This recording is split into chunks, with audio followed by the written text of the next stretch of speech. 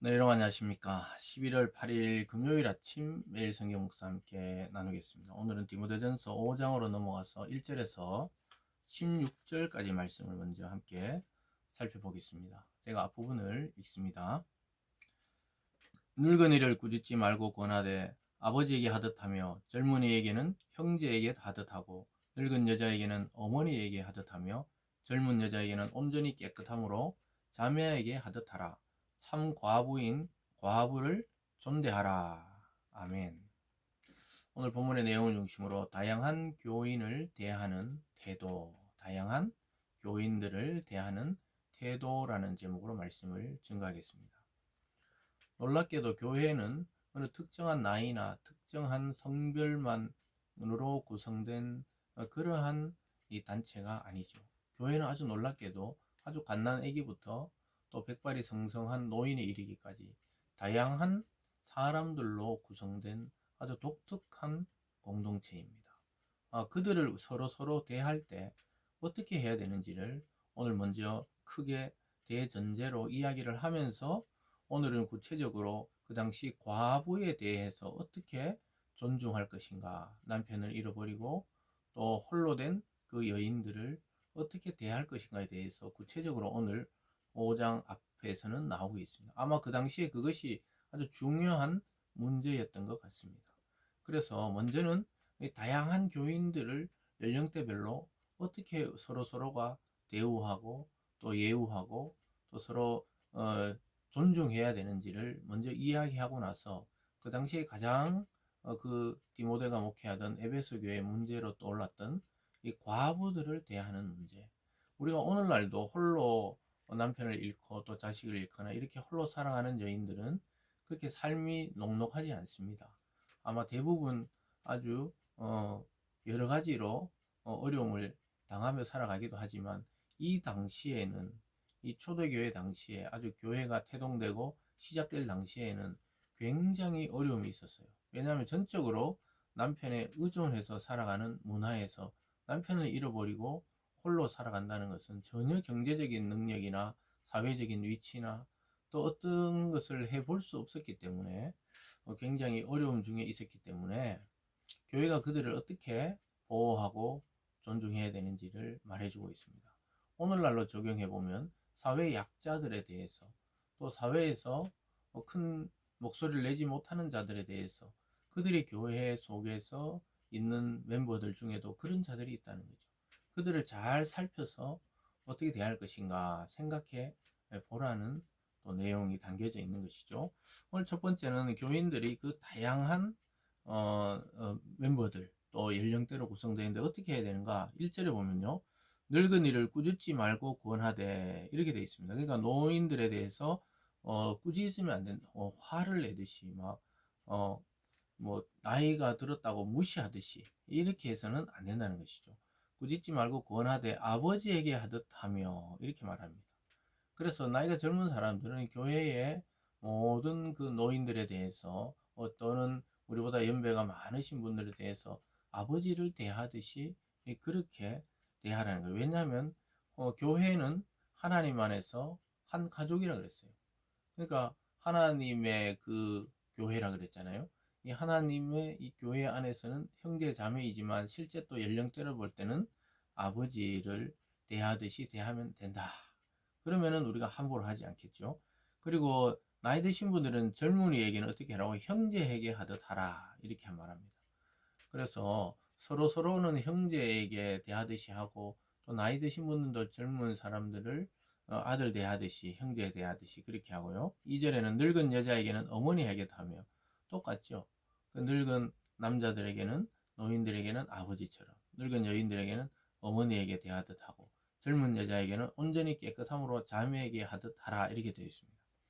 그래서 자기의 형제 자매처럼 대하라는 거예요. 실제로 어떤 그 여기 온전함으로 깨끗함이라는 게 이성적으로 또는 성적으로 그렇게 젊은 여자들을 볼 것이 아니라 자매에게 하듯이 내 누이요, 내 여동생이요, 이렇게 생각하는 것이죠.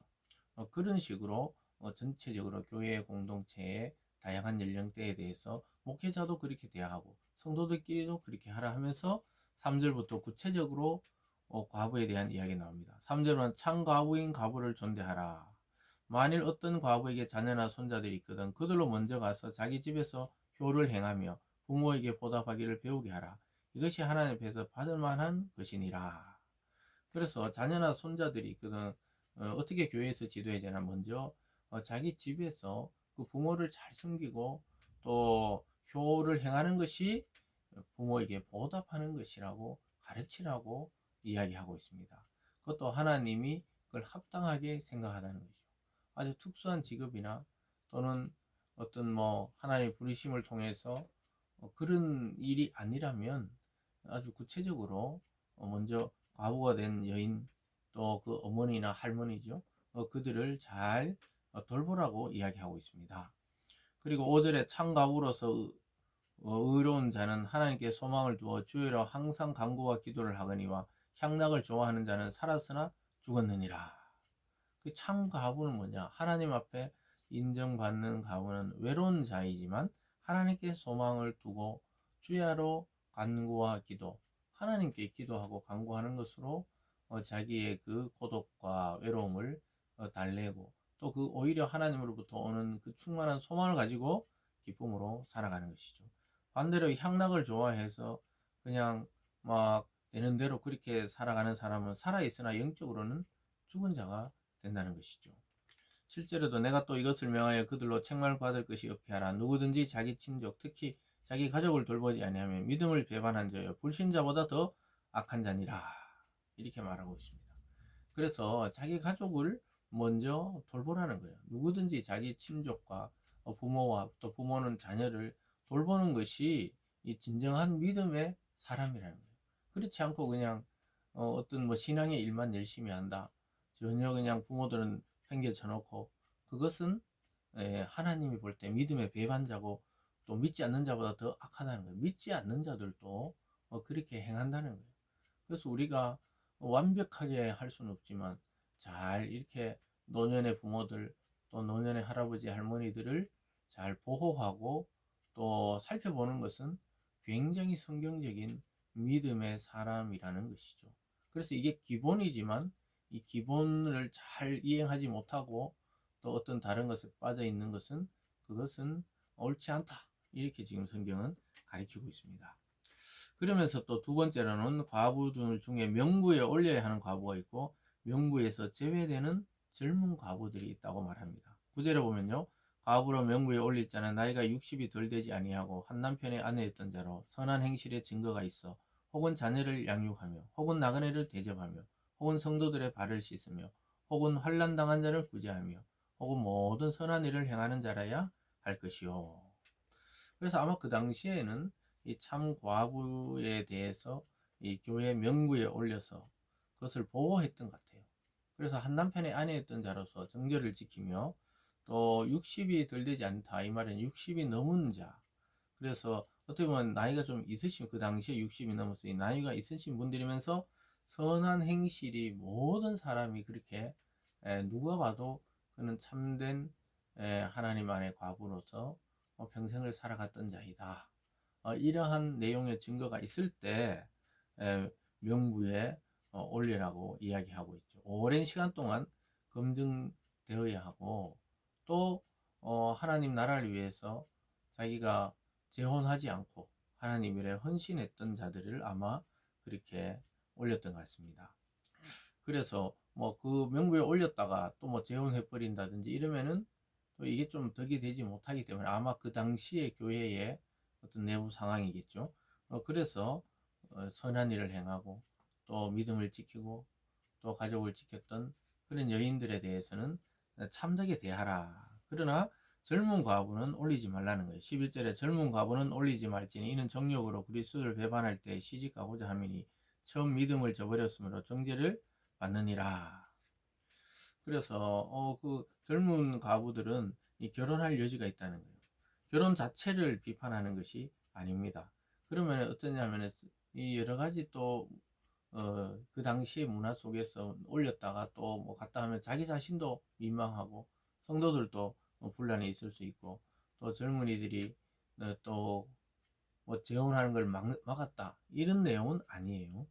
그래서 그 계속 보면요 또 어떻게 행할 수 있냐면요 13절에 또 그들은 게으름을 익혀 집집이 돌아다니고 게으를 뿐이 아니라 쓸데없는 말을 하며 일을 만들며 마땅히 아니할 말을 하나니 그러므로 젊은이는 시집가서 아이를 낳고 집을 다스리고 대적의 비방의 기회를 조금도 주지 말기를 원하노라 이렇게 말하고 있습니다. 그래서 시집가고 아이 놓고 집을 다스리고 그래서 대적 즉 마귀에게 틈을 주지 말라는 것이요.